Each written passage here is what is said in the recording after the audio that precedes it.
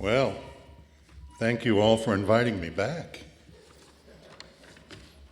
My glasses are fixed. I arrived on time this time, so things are looking good.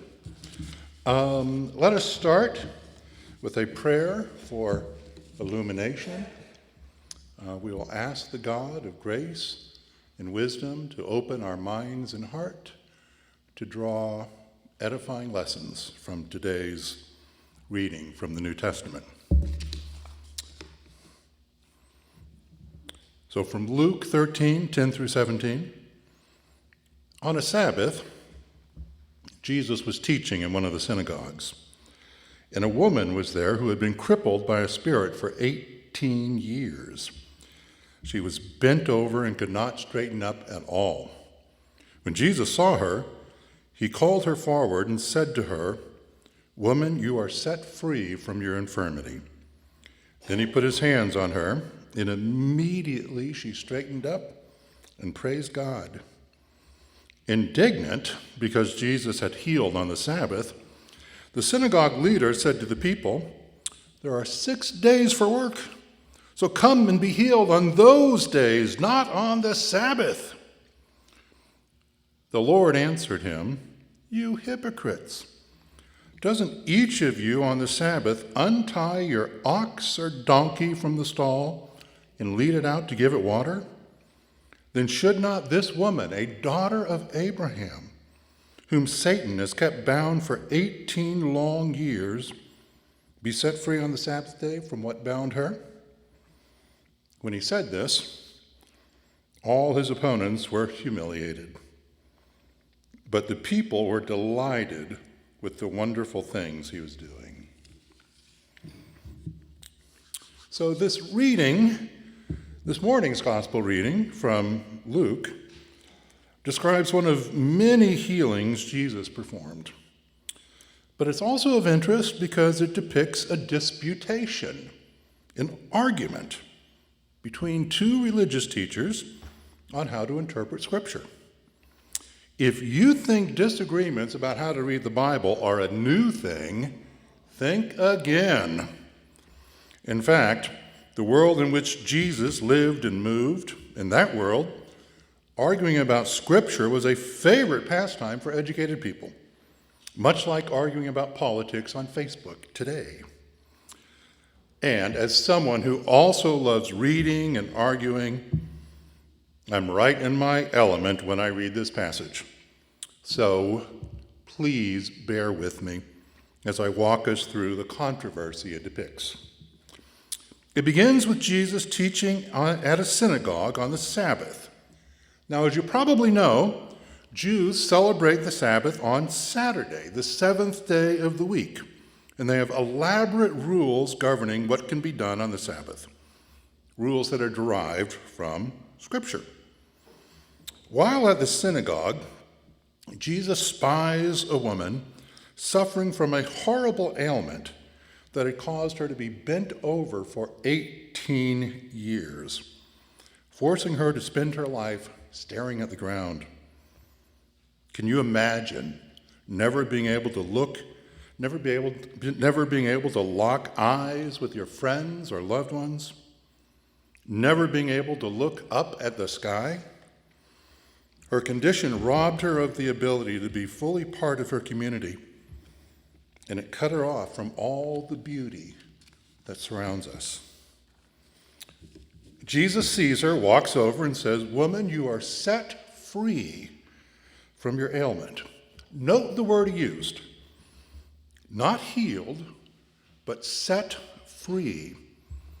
We'll come across that word a few more times. He lays hands on her, and immediately she stands up and begins praising God, eyes to the sky, something she'd been unable to do for 18 years. But the leader of the synagogue is not happy, and he lets the crowd in attendance know there are 6 days on which work ought to be done, he scolds.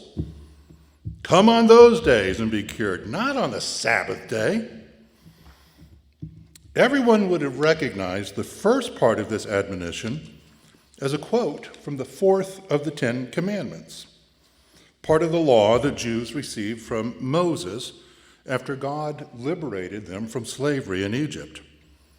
The leader was doing what lots of people do today, citing Scripture in support of his opinion of what should be done, in particular, in support of his demand that healing be done only during the work week and not on the Sabbath day. And at first blush, his interpretation of Scripture seems to be right. But the leader quotes only a portion of the fourth commandment. Since the issue is how to interpret that commandment, we need to read it in its entirety. But matters are complicated by the fact that the Ten Commandments actually appears twice in the Bible. First in the book of Exodus, and then again in Deuteronomy. The two lists of commandments have almost the same wording until they get to the fourth commandment. Here's the version in Exodus. Remember the Sabbath day by keeping it holy. 6 days you shall labor and do all of your work, but the seventh day is a Sabbath day to your Lord your God.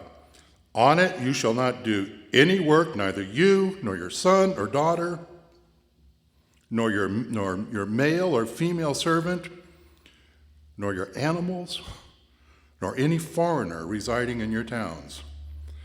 For, and here the reason is given, for in 6 days the Lord made the heavens and the earth, the sea and all that is in them, and he rested on the seventh day. Therefore the Lord blessed the Sabbath and made it holy. The Sabbath, coming at the end of the work week, is supposed to be a day of rest, and not only for the human members of your household. Your domestic animals also get the day off. The Sabbath is so important that even God spent the day reposing after his work of creating the heavens and the earth. In fact, the first reference to the Sabbath is found in Genesis chapter 2, verse 1, or verse 3. God blessed the seventh day and made it holy, because on it he rested from the work of creating that he had done. Now, God rested not because he was exhausted, as any of us would be after creating everything that existed. No, God rested because he wanted to enjoy what he had created, to revel and delight in its beauty and goodness. The Sabbath has the same meaning for us as well. It's a day to enjoy all of the good things that our hard work makes possible. The opportunity to share time with our loved ones and to contemplate the beauty of the world. That's what it means to keep the Sabbath holy. To enjoy these good things rightly is to be filled with gratitude, not only for the specific gifts that we've received, but for the entire order of the created universe of which they're a part. It is to have an experience similar to what God experienced when he gazed with delight upon the world he had created and declared it to be very good. That's why the Sabbath is a day of praise. And notice that the first thing the woman did after Jesus freed her from her affliction was to raise her voice in praise. Now, compare this statement to the somewhat different formulation of the fourth commandment found in the book of Deuteronomy. It starts out exactly the same, demanding that all work of the household must cease on the seventh day. But then, instead of referring back to the story of creation, it gives a different reason for the Sabbath, one that would have been especially meaningful to his first auditors, a band of Jews wandering in the desert after having just been freed from slavery. It says, "Remember that you were slaves in Egypt, and that the Lord your God brought you out of there with a mighty hand and outstretched arm. Therefore, the Lord your God has commanded you to observe the Sabbath day. In other words, the Sabbath is not only a day to enjoy the blessings of loved ones and to delight in how very good the world is in all of its natural beauty and bountiful gifts. It's also a day to celebrate freedom. The Jews enjoyed freedom because the same God who created the universe cared enough about a bunch of slaves to lead them out of bondage. The letter of the law says don't work, but its purpose is to enjoy the world God created and to celebrate the freedom he's given us with grateful praise for both. So now that we know something about the scripture that the synagogue leader is citing, let's look at Jesus' response. Jesus doesn't reject the commandment. He doesn't reject the commandment to keep the Sabbath day. Instead, he offers what philosophers call an argument from analogy.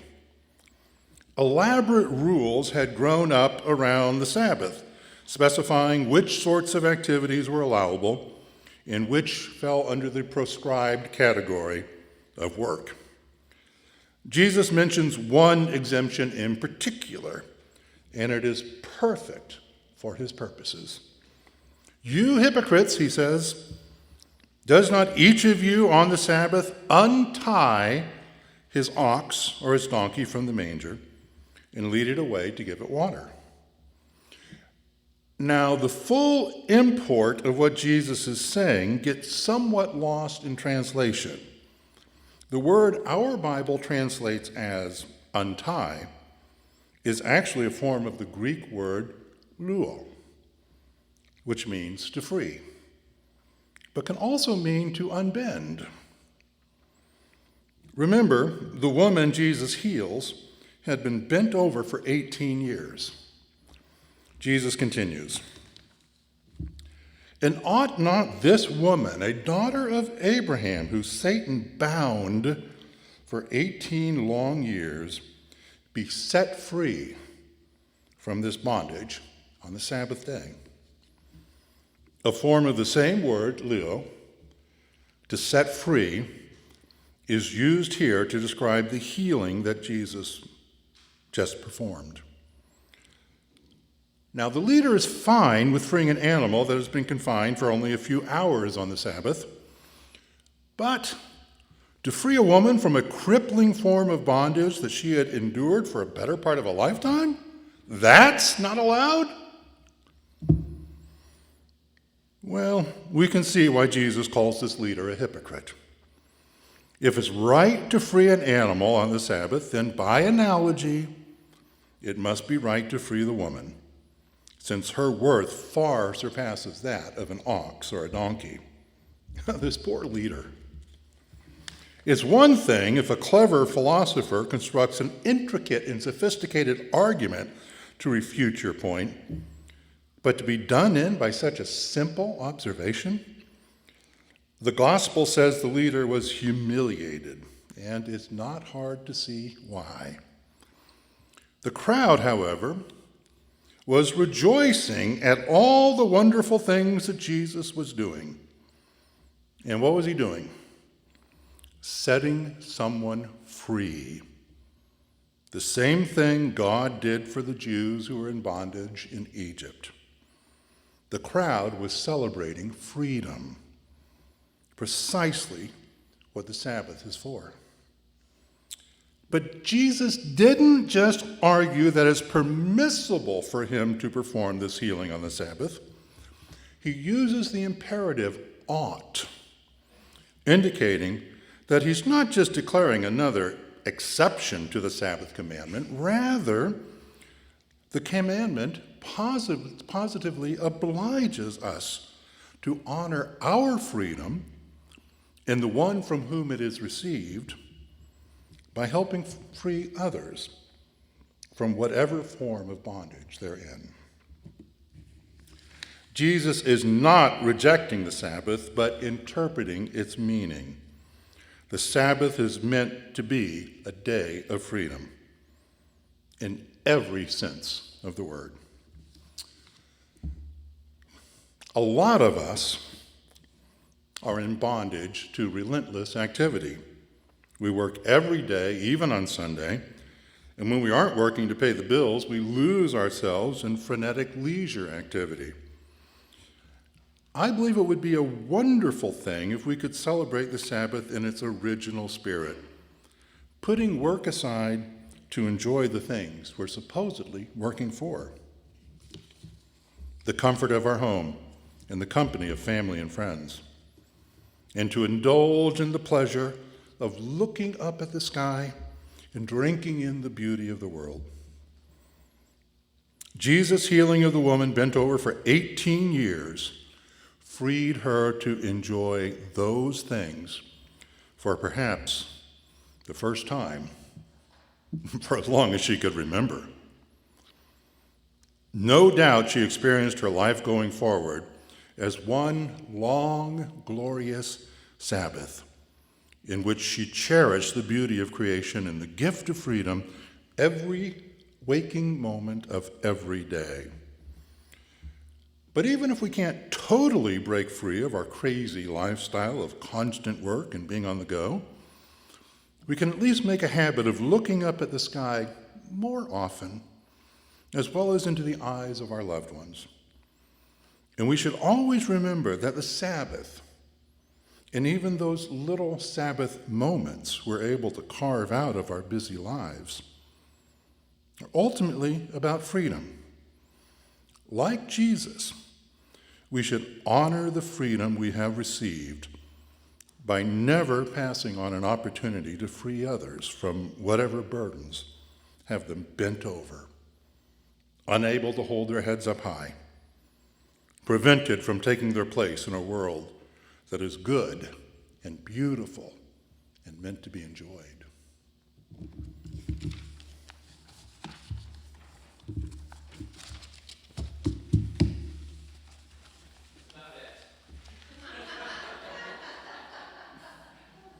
Well, I didn't want to work too hard on this,